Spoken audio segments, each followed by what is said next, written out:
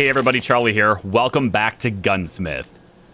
This is our current setup for guns, and we're able to produce them fairly quickly. But the thing is, this isn't the most profitable way of doing this, and I am slowly losing money. And I'd like to figure out how to better optimize this so that we can get some better guns. And by better guns, I mean more guns, but also have the ability to sort of scale this in a way that lets us get a lot more orders. We have the Mark 1 down pretty good, and we're getting some pretty good progress on it. Notice that this order here doesn't really have a whole lot left to go in the way of bullets, and we're more than halfway done with the Mark 1 of this order, and it's gonna give us $380,000. That's a pretty good chunk of cash. And the more of these guns we can make, like this order here is actually almost complete, it's 173,000. So the more guns we can make, the more money we're gonna get for this. Because like I said before, this equipment is very expensive. So you need to sell the things that you're making with this equipment pretty regularly to stay on top. So we're at 700 grand now, instead of being at $1 million. And I'd like to fix that if I could. So what I wanna do in this video is what I was actually gonna do on my own, but I figured since I'm gonna be here messing around with it anyway, I might as well record it and bring you guys into the process. So what I'd like to do here is I'm gonna go ahead and save this as my YouTube 12, I guess. And then I'd like to load up my testing stuff save. And I'd like to go ahead and clear the board here. And so start fresh inside our testing environment. And then what I wanna do is I'm gonna bring in the design we already have and see how we can tweak this to do two things. One, I want to be more efficient with how we create guns. And two, I want to scale the operation so that we can make more guns and more variety of guns with less space. If I can do all three of those things, I think we'll have a much more successful operation here. So the first thing I'm gonna do is go into the global tab, and I'm gonna scroll down to the current gun setup preset that I've just made. And I'm gonna bring this in, and we're gonna be able to see what we already have. And let's gonna go ahead and just kind of maybe ease it up about like here. So this is the gun setup we currently have over in the real factory. All the machines exactly as they're placed. And what I need to do here is a couple of things. I think the only way to do this really reliably is to use recycle bins liberally. And I hate that. I said I hate that. But we're gonna have to do it anyway, because that's just kind of the way this game is designed. So the first thing I'm gonna do is I'm just gonna eliminate all the belts, and we'll remake all the belts to go along with this new plan. So I'm just gonna get rid of all of them. And these walkways too. I think the walkways can go, and all the belts are going to go away. And this is going to give us sort of a bit more freedom to move around. There's also a couple of machines that, actually not a couple, just one, this one here, couldn't be repaired by mechanics, so we have to look at that too. I'm actually going to get rid of the two-way splitters because I'm pretty sure we're going to be using three-ways to scale this. And I think that's pretty much everything. So let's take a look really quick at the requirements for the guns. And we want to do there's a couple of things we want to do, right? We want to scale this up so we can produce twice as many as we currently are. But we also want to be able to create other types of weapons. And whenever possible, we want to create more of the intermediate resources, partially configured or partially refined resources, so that we can double dip and use them in multiple weapons. For example, using the barrels and the magazines that we're using, the bodies maybe even, that we're using in the Mark 1, and being able to use those in the Mark 2, right? Because both the Mark 1 and the Mark 2 both need the SA slide, mag, and barrel. They don't, however, both need the same body, and the Mark 2 has a suppressor/silencer in it. So again, we want to scale this up, but first, let's get as optimally as we can production on the Mark 1. So again, we're just going to eliminate most of these belts because they're probably going to get moved anyway. And then I'm pretty sure we need to get rid of the two-way splitters, because if we're going to scale this operation effectively, we're most likely going to need to rely on three-ways. Now, for a three-way splitter, the first problem we're going to run into is the distribution of aluminum and steel. Because we have these two, but going through a three-way splitter means that the resources are not going to go evenly into this, right? We have this problem constantly where splitters are designed to split the same resource, right? So we want to drive all the steel through one, all the aluminum through the other. But I don't want to do that for this operation because, well, we need both. And it's more expensive to do it that way. So I want to find a configuration that allows me to do three-way on this.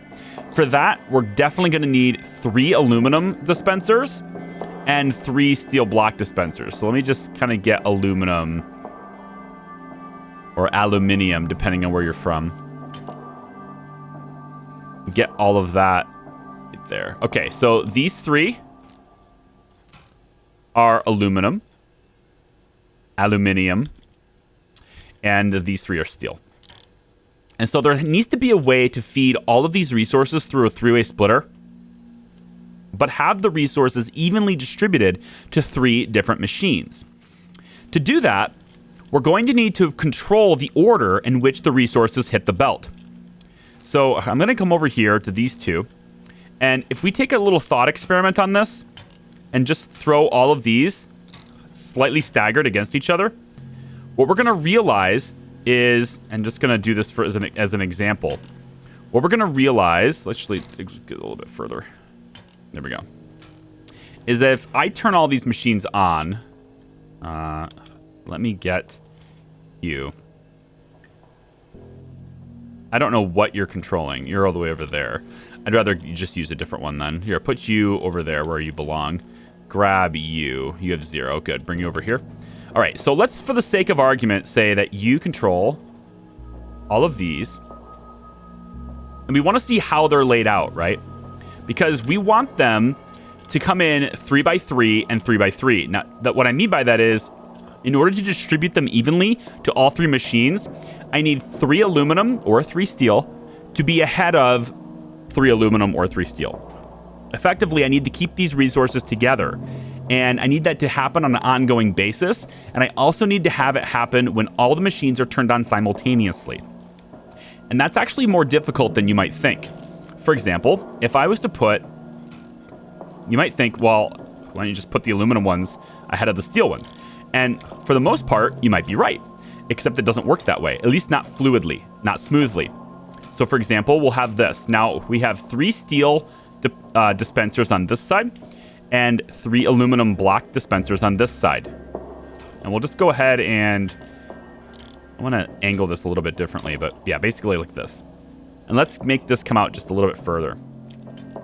So if you take a look at this and we turn this on all at the same time, what we're going to end up with is 3 aluminum and 3 steel, at least until they keep going. Then they become mixed up. Now you can kind of see the color differences. Aluminum is a little lighter color than the steel. So you can kind of see, this angle is probably best. You can kind of see how the lighter ones are aluminum and the darker ones are steel, but they're also mixed in. So let me turn them off really quick. So we'll reset it. When we initially turn the machine on, we will see 3 aluminum and then 3 steel. But every rotation after that, we'll have them mixed in. 1, 2, 3 aluminum. Then there's a 4th aluminum, and then the steel, and then it's all jumbled up, right? We want to avoid that because in order to get even distribution, we need 3, then 3, and then we need the second group of 3 from the aluminum to come in after the second group of 3 for the steel, and also before the second group of steel, but after the first group of steel, right? Effectively, we want it to be the same way as doing this. If we only turn on the one, like this, if we turn these on at the same time, which I won't be able to, but I'll try to get as close as I can. Yeah, I need to turn them on at the same time in order to have this happen. But even with this example, you can kind of see how... Let's just see if we can just go bam, bam, like that. This is pretty close. Notice how the aluminum is always ahead of the steel.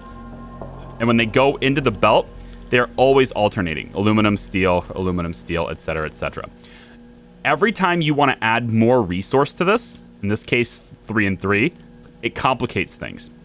So to do this, I need to find a way to group up the aluminum in a way that it can get ahead of the steel, but not so far ahead that the steel can't catch up before the next group of aluminum gets in there.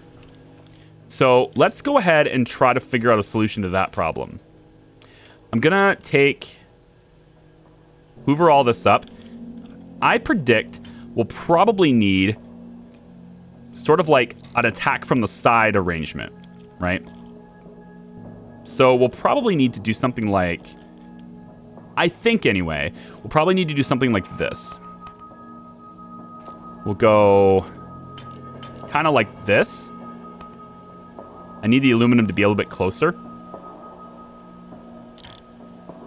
And what I'm hoping to see, let's give a little bit more room here. So the result of this, we're hoping to see, is that the aluminum, all 3 aluminum, end up going through this intersection before any of the steel can get there. So the last aluminum needs to be ahead of the first steel, but they still have to be fast enough to where the first aluminum on the second run doesn't beat them here, right? That's the challenge. So I'm gonna go like this and just see how this works out. And we can test it just by turning them all on at the same time and see how close we are. So I've got the aluminum a little bit closer than the steel. And right now we have these two hitting each other, so that's not going to be a good example. So let's just let this reset. And I'm going to go just a little bit like that. That should stagger the delivery on this. And go. All right, so not quite. The steel gets there, and then it gets all jumbled here. And the jumble will work, but it's not optimal, right? Eventually, they will work themselves out.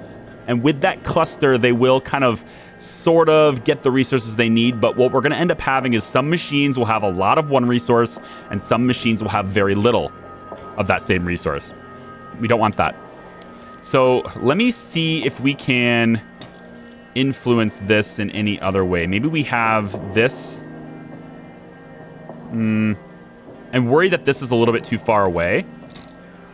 I don't think that actually changes where it is, though. We need you to be a little bit closer. What does this do? 3 aluminum. Yeah, they still get jumbled up here. So to prevent this collision, which I don't think is preventable, I don't think we can stop these from colliding with this arrangement. We can't go in a straight line because we already saw how that gets jumbled up, and there's not really a positioning where I can have that work consistently every time. So what I think I want to do here is I need to figure out which elements are too slow, which elements are faster, and then I probably can't do all aluminum and all steel. I might have to mix and match them so that they all kind of mesh in the right order, which is going to take a little bit of juggling to figure that out. And honestly, I don't think I can stop this collision. Okay, so it looks like, see, that worked. The first wave works, but after that, it all gets clustered. So to prevent the cluster, what we're going to have to do is a little trick to kind of get things to not collide. And that trick involves taking out one of these belts and inserting a raised belt. So it's going to go about like that. And like I said, I spent like 3 hours playing with belts. So like, I know this will work, at least to stop the collision. The raised belt will allow the plates on this side to end up on top of the ones on this side, and thus eliminate the collision. So we'll go like this, and we'll see how these things pair out. Okay, so it looks like we're still a little bit juggled, but we solved the collision problem, right? We'll never have a traffic jam here because these are going on top of the other ones. But now we have to get it to where the ones that are going on top are like in the right order, right? because it looks like some of these are ending up in front of the aluminum. So let me just double check this and see. These two go first, and then this one is next. Okay. So if we were to... Is this one last? That's a steel. Okay, 1 second. So if that's a steel, then what has to happen... Okay, I think I got this. What we're going to do is I'm going to change this one to a steel output. And then this one can be an aluminum output. What I think will happen here is we'll get these two to go through. This one is going to end up on top of this one, but it's going to get ahead. And this is an aluminum. Thus, we'll have 1, 2, 3 aluminums going first, and then 1, 2, 3 steel going first. And the hope is, since this is the furthest one away, that this one gets through the belt before this one or this one gets in front of it again. So let's try that.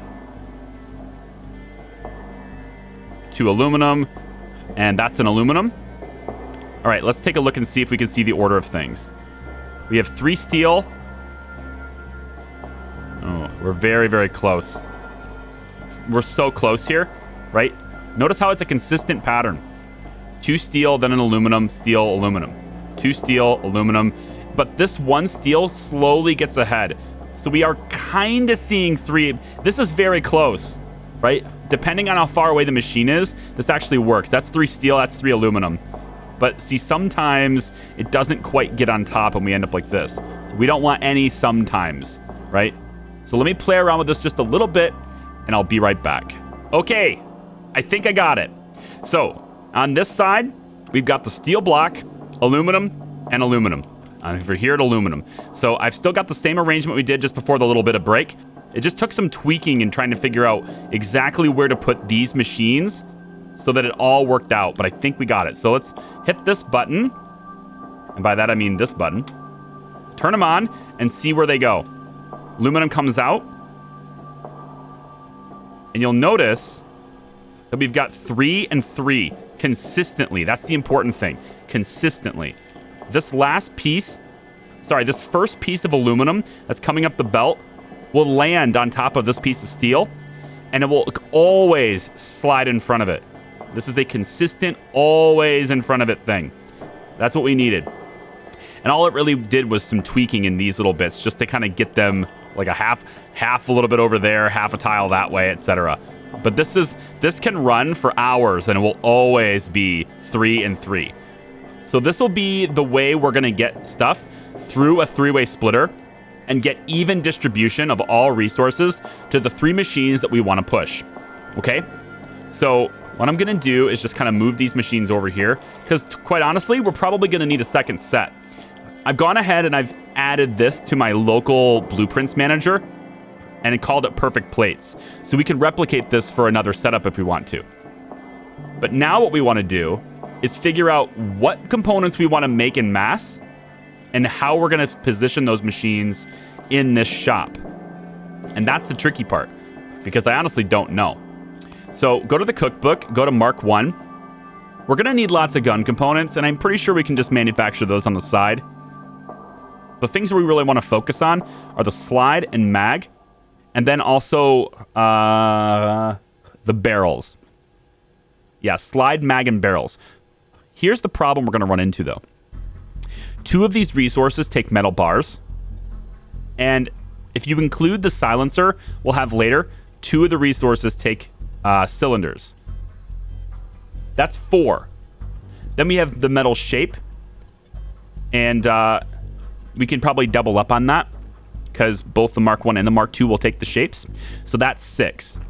So the question is, since we have 3, we can do it again and get 6, but we have to evenly distribute these resources so that we get a clean slate through all of them, right? So let's start with Mark 1 components. That's going to be the slide and the mag and the barrel, because those 3 components also need to be for the Mark 2. This means we need 2 of the metal formers. 1, 2. And then we also need one of the hammers. So this could be our 3 machines that we're going to test this on, and also make sure that our distribution is always in, which is nice.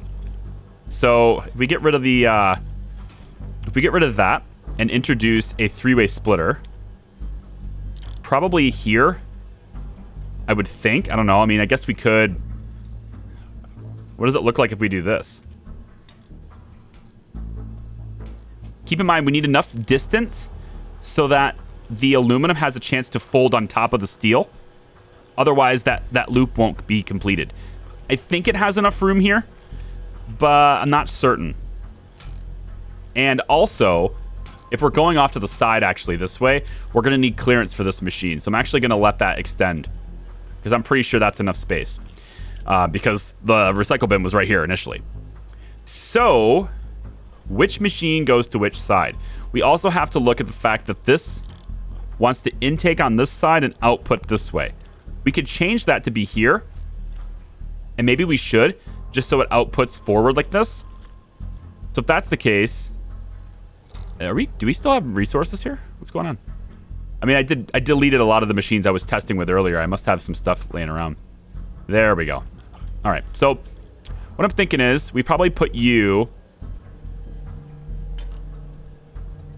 Yeah, this is gonna have to be a lot of belts.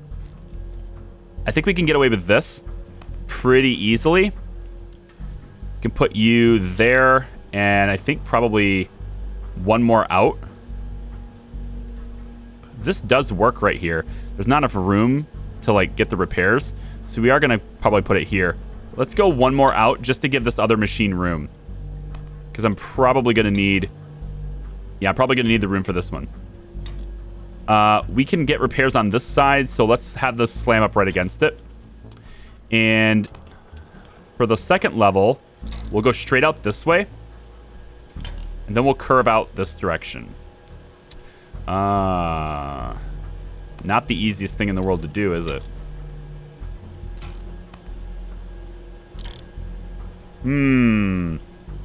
Okay, we do need to put a gap. So we'll put one little gap. And then we're going to need to go about like this. All right. This will feed into the second machine here. And it outputs that way. Now, since it's outputting that direction, I can't put this one next to it. Unless, of course, the follow-up is this direction. But this is going to output, let's say... Do you want to focus on the body shape yet? We were just doing metal bars, right? Hold on. What was the cookbook? It was, yeah, we need the metal bars. We're going to focus on the cylinder, metal bars here, and then metal bars again so that we can get the slide and mag.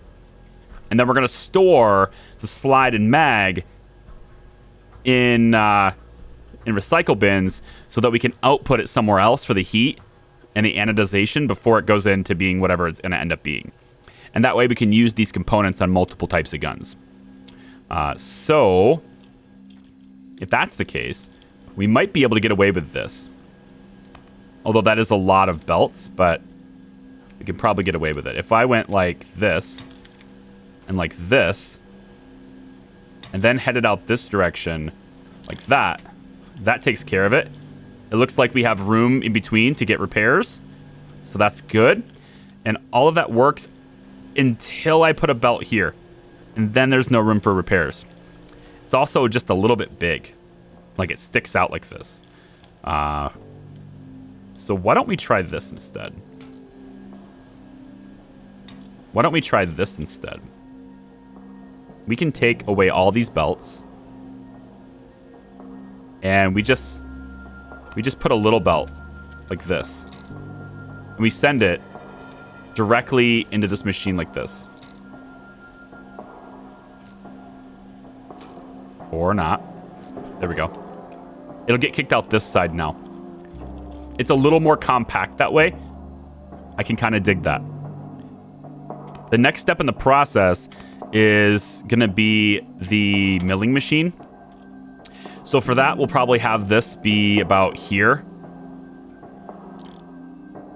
And then this one will be on this side. Let's just butt it up right against it. And then this one will be on this side. And we just butt that right up against it too. It's nice and compact that way. I think with this being back, we can probably get away with having these move back as well, I think. I don't know, let's see. Because remember, we really want to be space conscious here too. So I'm going to go like that. I can probably get away with right here, like right up next to it. I think. Okay, like that. And then for this one, I believe it's cheaper to go like this. Which is kind of, it seems like a big zigzag, you know? But I believe that's cheaper. Oh, I can't. It's, yeah, you have to come out there. Oh. I wonder if there's a way to, not really, it's just because of the build of this. Or the way this machine is shaped. I can't do that. Hey, I'm trying to highlight you. Yeah, move out here. Yeah, we'll move it out instead. And then we'll take this long belt and go like that. Get rid of that one. Okay, so this will be our arrangement for this. And then we're gonna want out of this machine, this is the metal bar. We're gonna want a barrel, let's say. No, that takes cylinders. Pick the one thing that takes a cylinder. We'll do mags here. We'll do metal bars out of you, followed by the slide. Yep. Your metal bars. You are going to output the metal cylinders. And then the cylinders are going to have the barrel. And then all of your stuff ends up in recycle bins from here. This is going to let us make a whole bunch of stuff. And it looks like I have to push this just a little bit further. Yep. So let's just take this and move it just a little bit. And then we go like that. Okay. So this can be one arrangement. I can dig it. We don't need this. I'm not sure where that came from. It's because I took it away from this and put it over here. Okay, we can test this. Make sure it works. That's not what I wanted to do. I hate when that happens. Because I'm still in the demolition mode, right? All right, let's make sure this still works. So we're going with barrel here. Barrel. You, Mr. Machine. 1, 2, 3. That's the wrong post. I don't care. Connect all of these to where they go. 13 out of 16. Got to confirm that we're not missing anything. Looks okay to me. Okay, start it up. And what we should see is even distribution of resources consistently every time, 3 by 3 going into the machine. You can see the color differences. It will always be 3 by 3. And then what we want to do is see, you can also see alternating, right? 2 resources are never back to back in any of these belts. That's what we're hoping for. But we got this belt turned the wrong way. So that should be like that. Sorry. There we go. I was like, why is this one getting so much more than the other one? All right, there we go. You can see the alternated resource. It's always 1 and 1. So when we do that, we should also see that there's no extras building up. I wouldn't think with a 2 and 2 on the craft and output that we would build up much, but I mean, we might. Don't ignore this. It was running before. Same thing with this. This is built up, remember, because that second belt was getting twice as much. But there we go. That's a cool setup. And that gets us, and again, I was running things before in here, so you're going to see things like 2,600 metal bars and a whole bunch of slides. But the main point to take from this is that we're getting consistently all the cylinders, 1 for 1, every 2 seconds we get one, right? That's what we want out of this. So if we want to double that production, we just take this and add a new instance. That's probably what we should do if we want to make enough guns to really make some cash. So what I probably would do is I would take this whole thing here, make sure it's all highlighted. Looks good to me so far. We're going to go to global templates, and I'm going to save this as, let's say, initial gun. Let's say initial SA pistol. Because this is what we need for SA pistols. Okay. So with that out of the way, let's just get rid of these because we won't need them anymore. Bye. We'll take this. We're going to scoot it over a little bit for the sake of being efficient with our space. We can just pop it right. I guess right here works. Yep. That works really well, actually. We'll just hoover all this up. Like that. Very good. Okay. Turn the machines back on. And all we're going to do now is grab the same template. And we can just kind of mix this in to where it's like that. Right? Wait, are you the one that controls this? What are you controlling? Oh, you're not controlling anything. Wait, you are controlling something. What in the world? Oh, right, you're the one that was controlling just these before. And now I've added the whole setup to you. Yeah. Okay, so you actually just go away. Bye. So we want this whole thing to be on. Okay, then we take the other station that I just deleted. Whoa. Let's bring you over to here. And we'll have you add these machines to yours. And again, we're doing this in the sandbox just so... Because the thing is, when I was trying to do this in the regular save file, I just keep falling behind on orders. Because trying to experiment, I'm just gonna fall behind, and I don't want to do that. Okay, we turn this on, and just double check that the template is doing what it's supposed to do. Should be 3 and 3.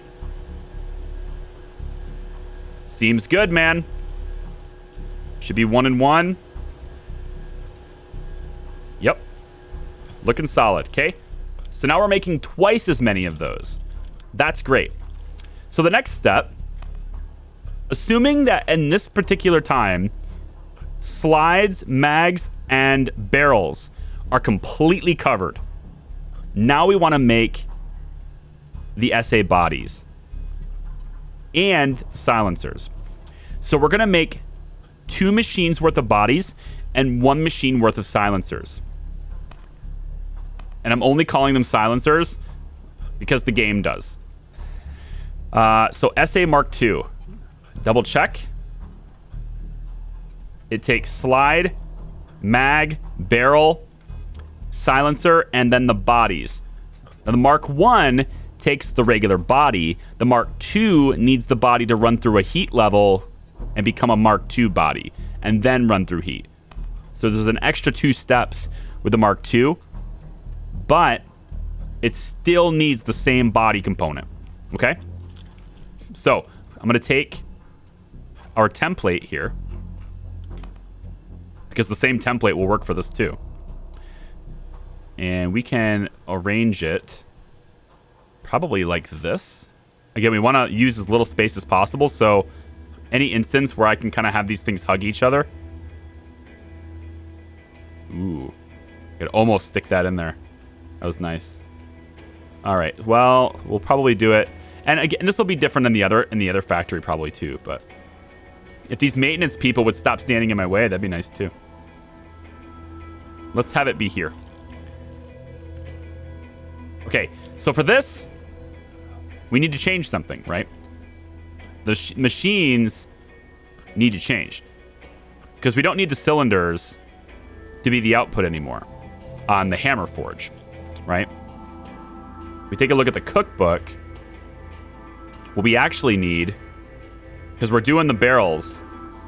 Oh, we do need this. Ah, this is what changes. Not the barrel, but the silencer instead.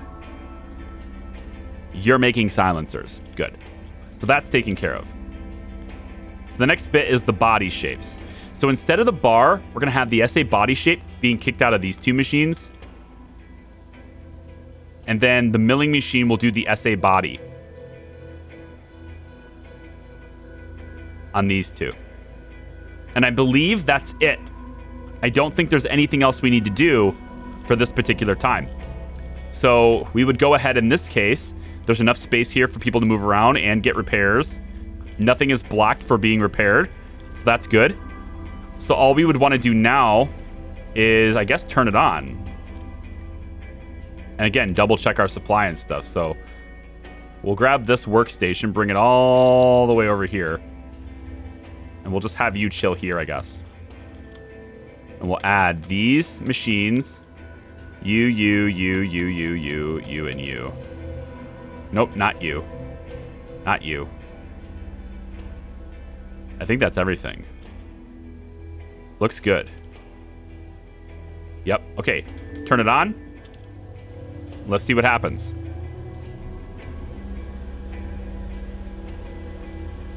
Again, 3x3. Just double checking that it is. Good. It's all going into the machines. Very nice. It's going to make the cylinders. Cylinder's going to make a silencer, which takes 2 and 2. This outputs in 2 and 2 as well. These are all 2 seconds each. So everything is a 2-second synchronization here. That's why it never has like a whole bunch of extra resources. It's always making just the cylinders. And then the silencer is the same thing. It gets the input, outputs at the same time, and it just constantly has one crafting and one outputting at the same time, synchronized. Over here we have the body shapes. Same thing happening here. 1 and 1. We're not really storing more resources because this is all still 2 and 2. And same thing here. It's all 2 and 2. Everything about this is all synchronized with the same crafting speed and output speed. So we should never have a buildup of raw inputs. Unless a machine shuts down or something. We should never have a buildup of raw inputs. So, if we take a look at this, we're going to have 2 sets of SA bodies now. And that's fantastic. So we should have this arrangement, which doesn't really take all that much space, but it produces a whole lot of materials.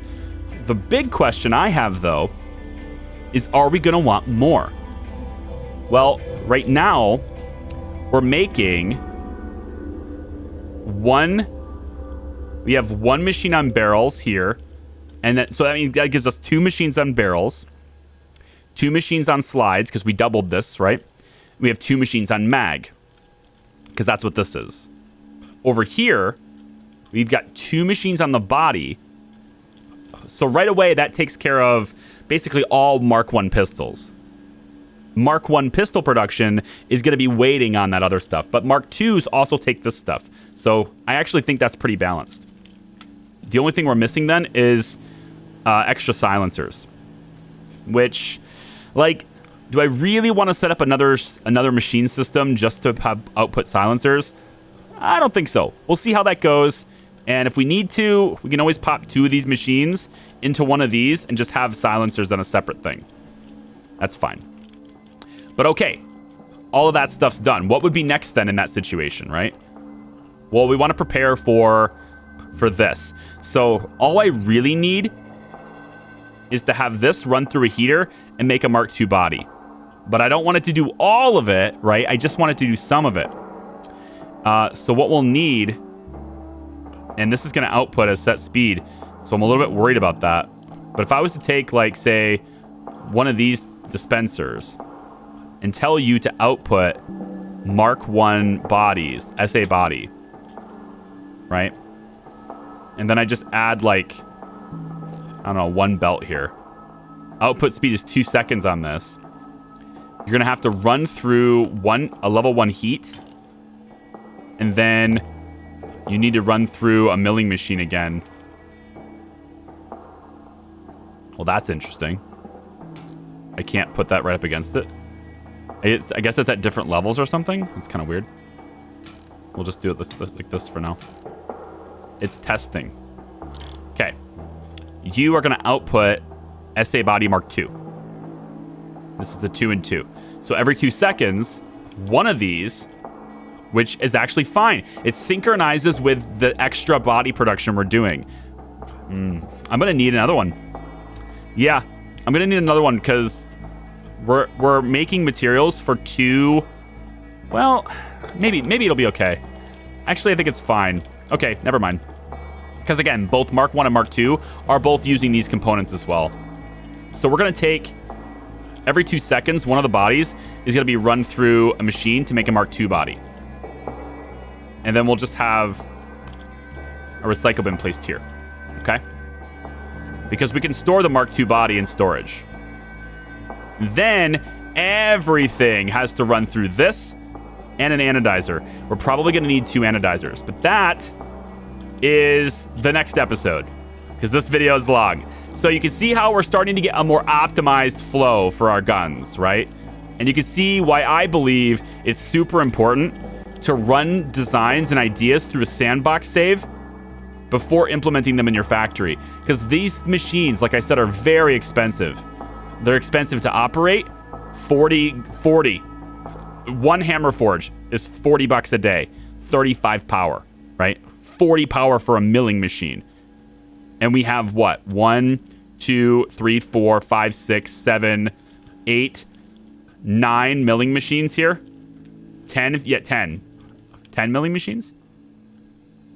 Yes, 10 milling machines. Right? So just that's 400 power. Just the milling machines. Stuff is incredibly expensive to place and stuff. So good idea to lay it through a sandbox save first. So I'm going to leave this here. We have the assembly process all the way up to the point where it runs through this level 2 heat. And we have it optimized so that we don't waste anything, right? We're producing exactly the amount we needed to continue those productions. So in the next video, we'll run through what we're going to do to run this through where we're going. And so we'll put this through here. We need level 2 heat here and level 2 cooling into an anodizer.